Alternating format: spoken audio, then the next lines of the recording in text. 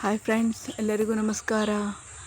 ಈ ದಿನ ನಾನು ನೇರಳೆ ಮರದ ಮತ್ತು ನೇರಳೆ ಹಣ್ಣಿನ ಮಹತ್ವವನ್ನು ತಿಳಿಸುತ್ತೇನೆ.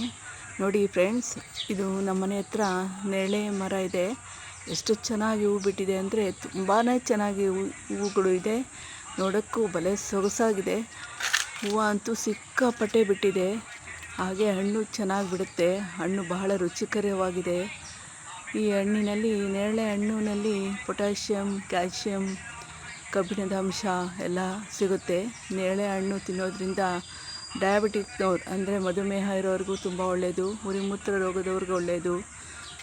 ಮತ್ತು ಅತಿಸಾರ ಇದ್ದರೆ, ಅಜೀರ್ಣ ಆಗಿ ಅತಿಸಾರ ಆಗಿದ್ದರೆ ಅವ್ರಿಗೆ ತುಂಬ ಒಳ್ಳೆಯದು.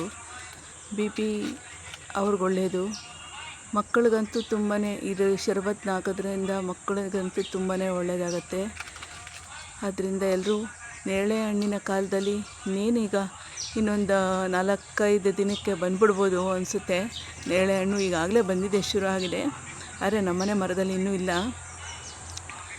ನೇರಳೆ ಹಣ್ಣನ್ನು ಉಪಯೋಗಿಸೋದ್ರಿಂದ ಬಹಳನೇ ಉಪಯೋಗ ಆಗುತ್ತೆ. ಆದ್ದರಿಂದ ನೇರಳೆ ಹಣ್ಣು ಸಿಕ್ಕಿದಾಗ ಚೆನ್ನಾಗಿ ಉಪಯೋಗಿಸಿ. Thank you.